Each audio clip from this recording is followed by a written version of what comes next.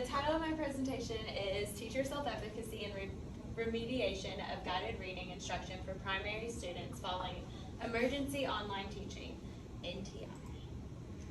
Alright, so you know my name. My name is Hahn, and I am a 5th year at a suburban school in Kentucky, and I am a 1st grade teacher.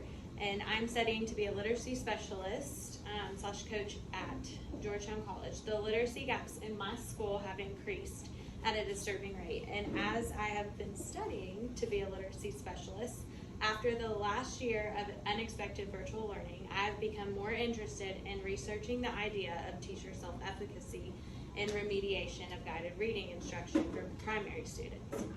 In our world's current pandemic state, I am wondering if teachers are struggling with self-efficacy and finding value in guided reading instruction. I want to explore where educators are mentally and discover ways to remedy these beliefs. Alright, so my research question is, how did NTI affect teacher self-efficacy in teaching guided reading? So some major themes that I found was self-efficacy, NTI, which is non-traditional instruction, and guided reading. Self-efficacy is an individual's belief in his or her capacity to carry out the necessary behaviors to perform in a specific way. NTI is non-traditional instruction due to COVID-19, virtual learning set up through Google Classroom using Zoom, purchased by the district. Each child was provided a Chromebook and a hotspot if needed in order to be successful while participating in NTI. Guided reading is a small group instruction. It's a small group setting where instruction is provided by teachers. And teachers give high support and develop a reader's strategies and skills for processing new and challenging text. Oops. Okay.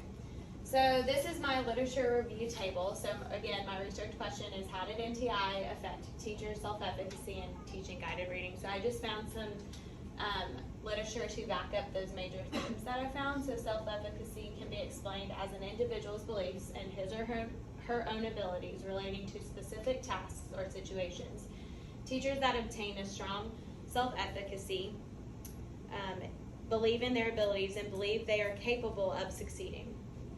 Self-efficacy has a major influence of teacher confidence inside the classroom and how they are developing effective and innovative teaching practices, while also affecting the value teachers put on their own personal beliefs about teaching. Non-traditional instruction due to COVID-19 was an unpredictable and unpreventable. Schools, its students, and teachers and families had to make drastic changes overnight. Flower stated that the sudden and unprecedented shuttering of our nation's school buildings due to COVID-19 pandemic forced educators to face the most jarring and rapid change of perhaps any profession in history. Within a moment's notice, teachers were asked to leave their classrooms indefinitely, and in many cases to recreate a learning environment that is 100% virtual. With the unexpected closure, research has confirmed that many rural students and teachers did not have reliable internet personally to provide families with the means to participate in virtual learning for the 2020-2021 school year. Virtual learning or virtual instruction allows both the teachers and the students to be separated for a time when teachers provide content using technology resources. And then guided reading, I found that the term guided proposes that the type of instruction that is less about transferring information, but rather teachers are coaching students. This is a critical difference research reveals between highly effective schools and moderately or less effective schools. In guided reading, scaffolding becomes the metaphor for teaching and learning. Scaffolding enables teachers to not only determine where learners are developmentally, but also where they need to be. So teachers can plan sensitive, responsive instruction that provides a bridge between those 2 points. Guided reading is in an explicit small group setting that enables children with the means to problem solve and expand their processing competencies. All right, so the methodology for this project, for this research, the method chosen for this study was an explanatory mixed methods approach. The quantitative data, which was the survey, was collected and analyzed, followed by interviews from selected participants, which were used to clarify and discover overarching themes. The goal of this survey was to open up conversations in the minds of teachers, educators, to help one another in our professions, to ultimately help meet the needs of our students. Sure, in an exploration of teacher efficacy for literacy instruction of struggling readers, used a similar method to find teacher self-efficacy and literacy gaps in research. The appendix B through D presented and included in survey questions that gather an overall sense of teacher efficacy for literacy instruction for teaching struggling readers and general teacher sense of efficacy. So there were 25 staff members from grades K through 2 that were sent a survey via Google Forms to complete. I had 18 members respond to the survey. The qualifying participants teach literacy and guided reading in primary grades. Due to COVID-19, classroom teachers and interventionists that taught at least half or all of the 2020-2021 school year virtually were able to participate. Participants worked with the principal of the suburban school on a time to complete the survey and interview questions individually during team meeting or on their own time. All survey questions and interviews remain anonymous and highly confidential. The Google Sheets was used to collect and analyze the data, and a secured Google account was used to help maintain high confidentiality. The data that is being kept is in a secure location until the survey is finalized. When the research is finalized, all data on the Google account will be destroyed. So, the purpose of the survey was to identify the effects of COVID-19 on teacher self-efficacy, teaching guided reading in person and online. So the instrument that I used was a teacher survey and teacher interviews. So the survey, Teacher Self-Efficacy, Teaching Guided Reading, was adapted from a few current surveys which analyzed teacher self-efficacy and teacher familiarity with guided reading instruction. The survey consisted of 44 questions covering educator demographics and perceptions. The instruments were sent to colleagues for review and feedback to ensure that the instrument was valid for research use. The interview questions were used in an informal test, a mock interview with a colleague to check for further validation. And then I collected it via Google Forms and analyzed it on Google Forms, and then the teachers completed individually in that one-on-one setting, and then interviews were conducted face-to-face in open-ended questions. The initial 6 questions focused on teacher self-efficacy. The next 4 questions related to both teacher self-efficacy and guided reading instruction. The following 14 specifically focused on guided reading instruction while teaching face-to-face, and then the following those questions, the last 13 were related to teaching guided reading while online. The teacher survey was sent to teachers in a suburban elementary school in Kentucky. This was a short survey using Google Forms, and the data was collected via Google Sheets. From Google Sheets, I was able to analyze the data using formulas to find correlations between questions within the survey. I created frequency tables and identified the mean, median, mode, minimum, and maximum and average of all my 3 themes for this research project. I ran a t-test that helped me to compare the face-to-face and virtual averages to one another. This analysis helped me to see the correlations between teacher self-efficacy while teaching guided reading in person versus virtually. While analyzing the data from the survey, overall I found that teachers have a lower average self-efficacy after teaching guided reading instruction virtually. Teachers that have a high self-efficacy teaching guided reading instruction in person. My findings explain that overall teachers that feel comfortable in their understanding of the purpose of guided reading and its effects of student achievement, and overall teachers feel comfortable providing guided reading instruction in person rather than virtually. So this was my t-test, and my t-test confirmed that there was a significant difference in self-efficacy of teachers when teaching face-to-face compared to teaching online. So there's a measurable difference in which the means of the two, or there's a measurable difference in the means of the two, and it's a less than 5% chance.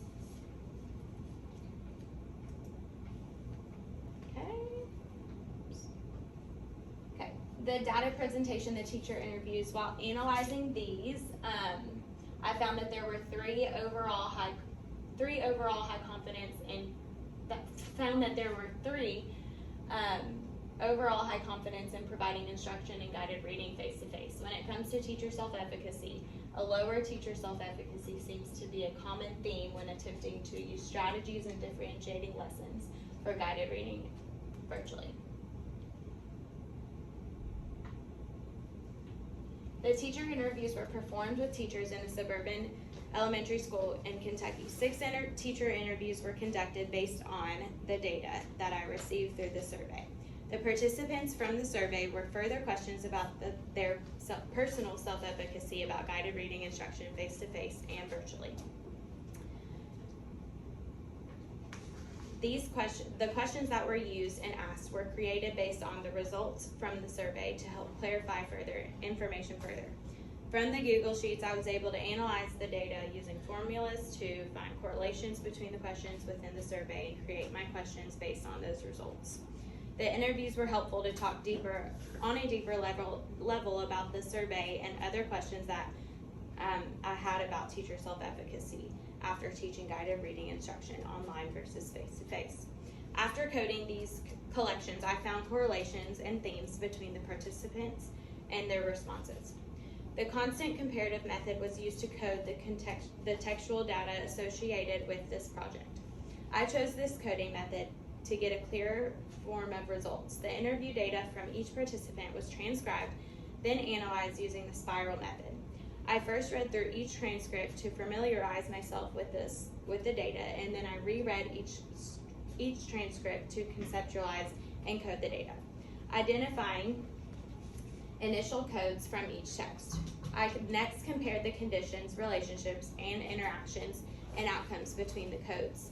Finally, I examined the conditions and codes to process transcripts where transcripts were read and reread, and codes were constantly compared, revised, and reconsidered until a strong understanding of the phenomenon emerged.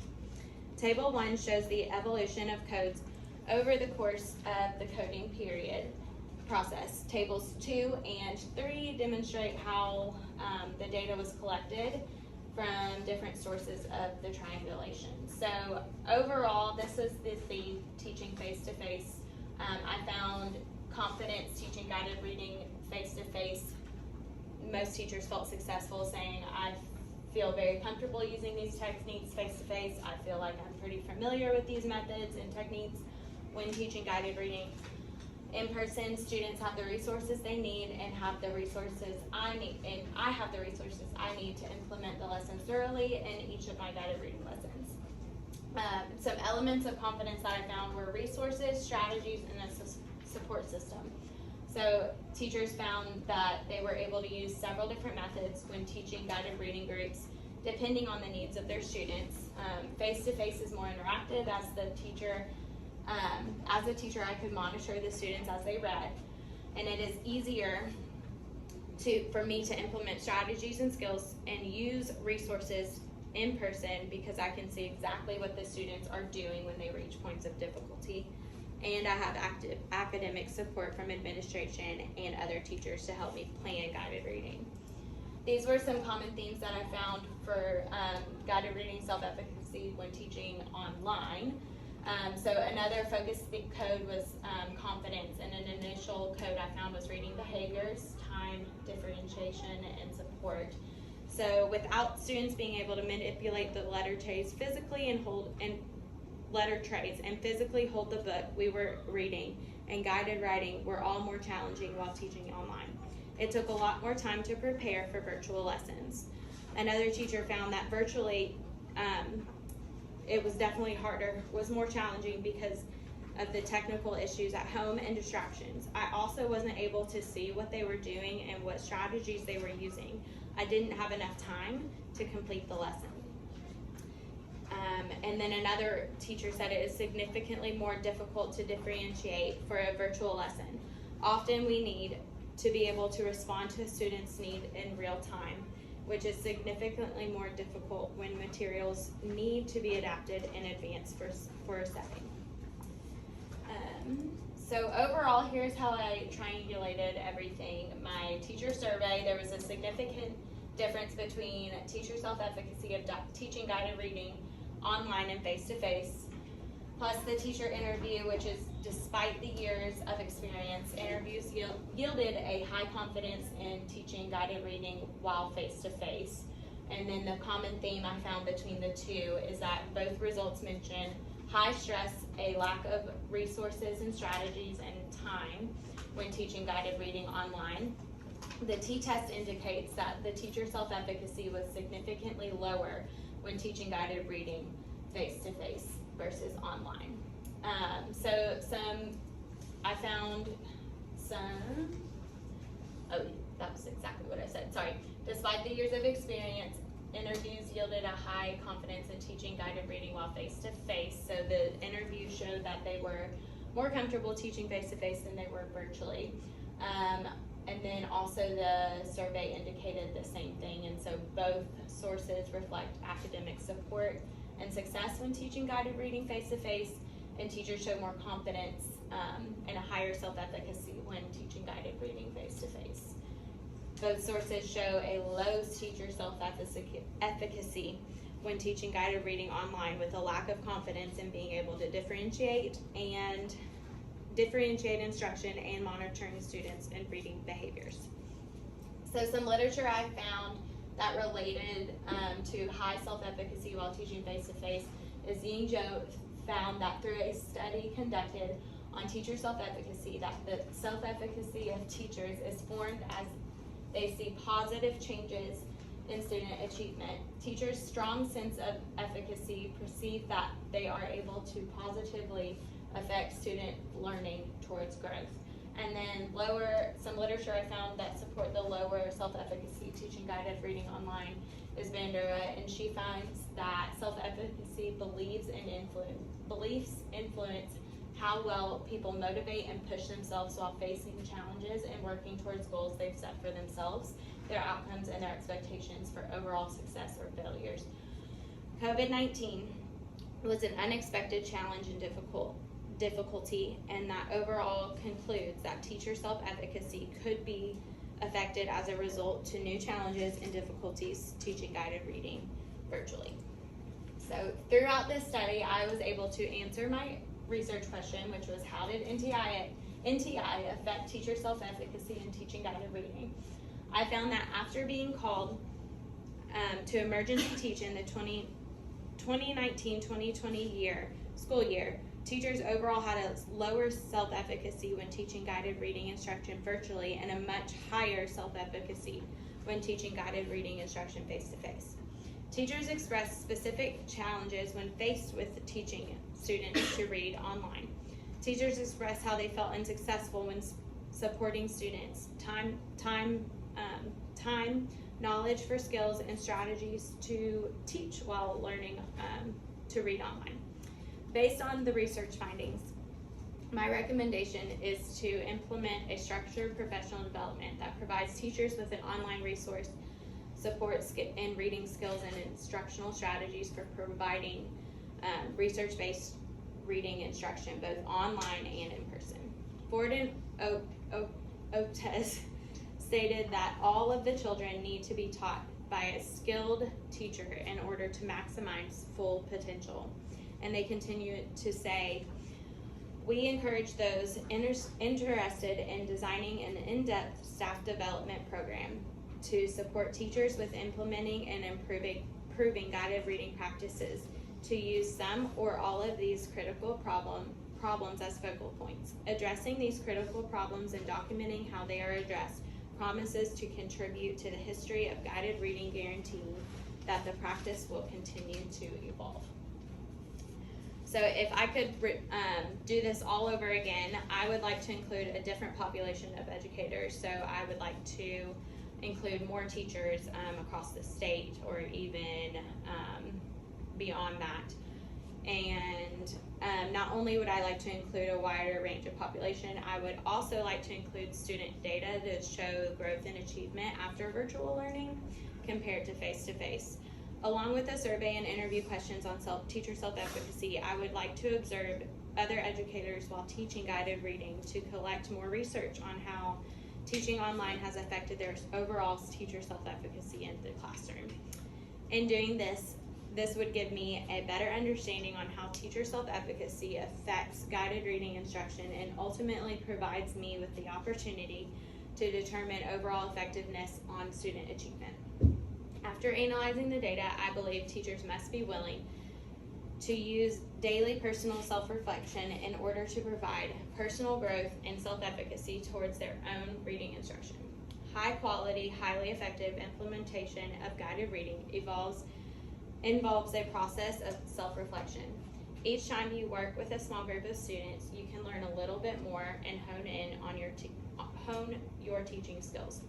We believe that students who have teachers who are also learning are equally fortunate. So, do you guys have any questions or anything? Yes, Mallory? How would you provide support for teachers in person and not just virtual?